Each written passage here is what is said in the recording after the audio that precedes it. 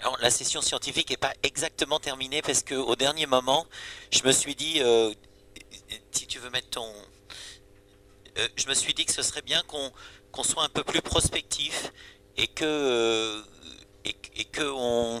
on vous propose des projets pour l'année et qu'on expose ici rapidement, hein, 2 minutes par projet, 2-3 minutes par projet, ce que les uns ou les autres peuvent proposer aux autres comme études collaboratives, toujours un peu dans l'idée pour le moment de quelque chose de rétrospectif relativement simple. Par exemple, là je pense que Beaujon pourrait faire des émules auprès des autres centres, à Lille, à Lyon, et puis que le questionnaire que vous avez utilisé à Beaujon, mais Claude il papote alors, donc le questionnaire que vous avez proposé à Beaujon, on pourrait le proposer ailleurs et puis faire là aussi quelque chose qui soit collaboratif, un petit peu national, avec plus de cas. Donc mon idée était que si vous êtes d'accord, on réserve une demi-heure pour vous exposer qu'est-ce que chacun peut avoir dans la tête de propositions aux autres, qui après se formalisera par une fiche transmise par Alain auprès de tous les collègues. Donc du coup, Dominique était venu me voir en me disant je ferais bien une étude de corrélation, non pas génotype, phénotype, mais génotype anatomie, anatomopathologie. Et donc je lui ai dit, bah écoute, présente. Donc, merci Jean-Pierre de m'avoir permis de venir vous présenter. Alors c'est très bref, hein. Ça fait plus de 18 ans que je fais la gastro pédiatrique ici à Robert Debré. Et puis, comme vous le savez, sont apparues ces nouvelles entités de Very Early IBD monogéniques et ça peut poser des problèmes aux anatomopathologistes. D'autant que vous voyez qu'il y a une multitude de gènes, alors même si ça représente que 10%, alors certaines entités comme la granulomatose septique nous sont facilement reconnaissables, d'autres un peu moins, comme le déficit en XIAP. On arrive quand même à détecter certaines maladies dysimmunes qui ont un aspect de type GVH-like. J'ai repris l'aspect anatomopathologique des déficits en TTC37 et c'est un aspect assez stéréotypé en fait.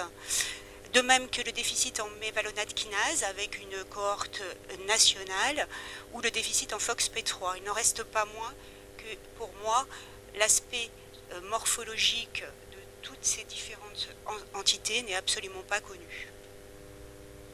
Alors pourquoi faire ça? Alors tout d'abord, apprendre à tiquer devant tout aspect morphologique qui est inhabituel pour une maladie inflammatoire chronique intestinale dite classique. Là, par exemple, c'est un enfant. Voilà ma conclusion anatomopathologique. Une colite inflammatoire chronique particulière par l'augmentation des phénomènes apoptotiques au niveau des glandes.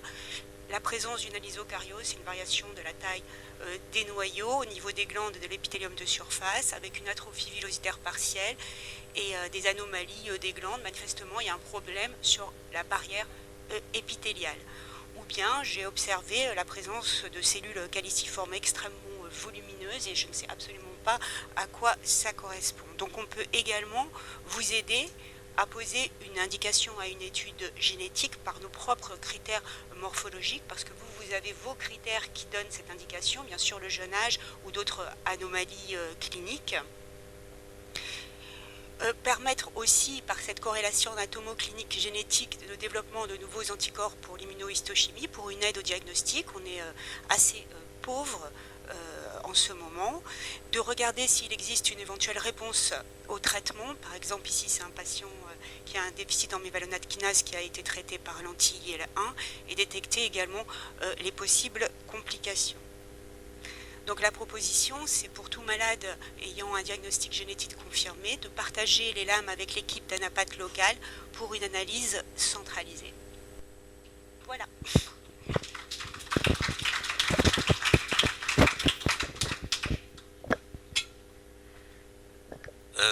Des questions?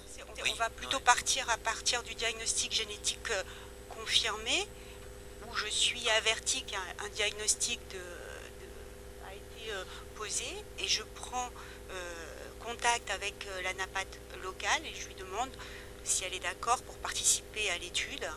Et voilà, et puis et je pense aussi d'organiser une réunion annuelle avec les anatomopathologistes pour leur montrer et apprendre ces différents types de Mickey ne serait pas idiot.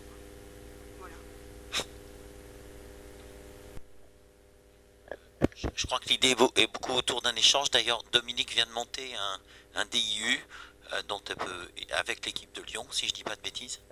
Oui, avec l'équipe de Lyon et avec naturellement tout un gros truc sur la gastro-pédiatrique. Donc c'est un DU de pathologie pédiatrique avec une session de gastro-pédiatrique et de chirurgie pédiatrique et naturellement toutes les pathologies. Mais j'ai en charge la gastro-pédiatrique. Mais excusez-moi, je pense que c'est quand même important d'avoir en vue que c'est bien d'avoir l'étude génétique, mais il est également important d'avoir la corrélation avec l'anatomopathologie, comme ça a été fait au départ dans le cadre des tumeurs pédiatriques. On a toujours eu la corrélation. Donc ça peut se faire pour les anapathes intéressés à la gastro dans le cadre éventuellement d'un échange à travers le DU. L'idée est partagée, c'est des maladies rares, il n'y en a pas beaucoup.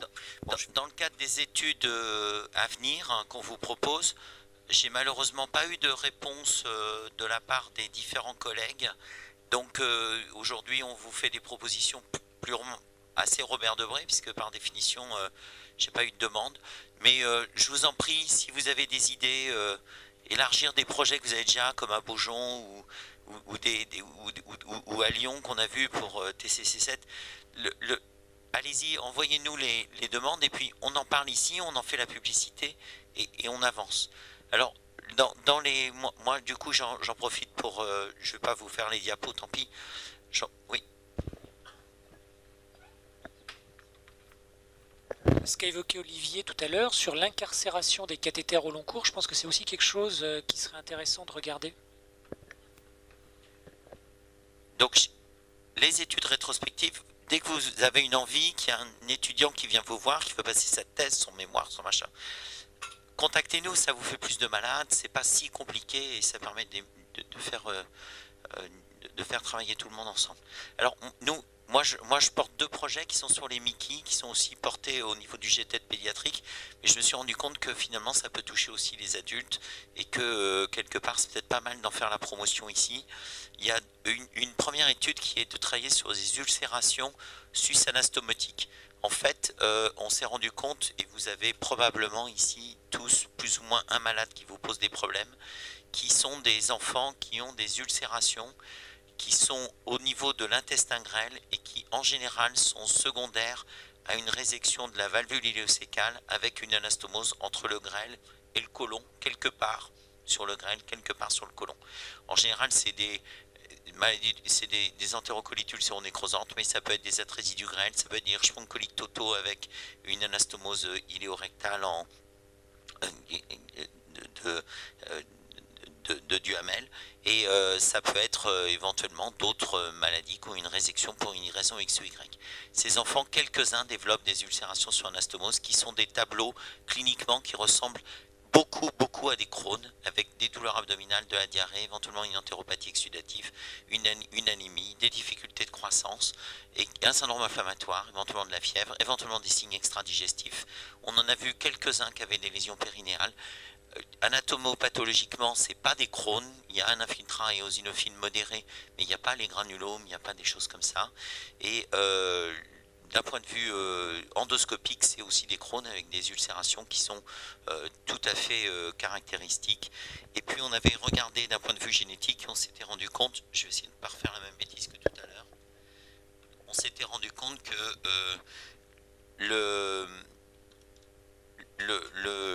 les gens étaient mutés pour notre 2 qui est un gène de susceptibilité à la maladie de Crohn. Alors du coup sur le fait que ces maladies sont rares, que surtout on ne sait pas les prendre en charge, si ici quelqu'un a trouvé le traitement, je serais content de le savoir. J'avais proposé qu'on recueille l'information sur tous ces patients pour essayer de voir qui faisait quoi, quel était le démembrement de cette entité et surtout quels étaient les traitements qui avaient marché plus ou moins dans les différents centres. Donc c'est une étude qui est nationale, portée par le GTED, mais aussi internationale, portée par le groupe de Porto en Europe. Et si vous avez des patients, et je pense surtout aux adultes que vous pouvez inclure, vous me contactez et puis je vous transmets le questionnaire et puis ou vous me transmettez le dossier et nous on remplit le questionnaire, peu importe. Et puis on avance comme ça. La deuxième chose que je voulais vous mentionner, c'était une étude où on essaye de collecter les maladies de Crohn qui ne rechutent pas. Donc notre critère diagnostique, c'est des Crohn de l'enfant qui ont passé au moins 5 ans sans rechute, alors qu'ils n'avaient que peu ou pas de traitement. Peu de traitement, on s'est limité aux 5-ASA. Si évidemment ils sont sous immunosuppresseurs, ça veut dire que les immunosuppresseurs marchent. Mais le 5-ASA, on considère que ça a peu d'efficacité dans le Crohn. Donc les enfants qui ont eu pas de traitement ou simplement du 5-ASA et qui ont été 5 ans en rémission clinique au moins, si possible endoscopique, biologique, etc. On est intéressé parce que on va aller les interroger à la maison pour savoir ce qu'ils ont de particulier dans leur vie, qu'est-ce qu'ils font, qu'est-ce qu'ils mangent, qu'est-ce qui se passe. Et ce sera une anthropologue qui se déplacera au domicile pour un entretien. C'est une étude qui est portée par le GTED pédiatrique, mais on s'aperçoit qu'on a du mal à recruter parce qu'il y a très peu de cas et que donc du coup je voulais en faire la promotion ici. Alors c'est éventuellement les adultes, si vous avez quelques cas, ça nous intéresse.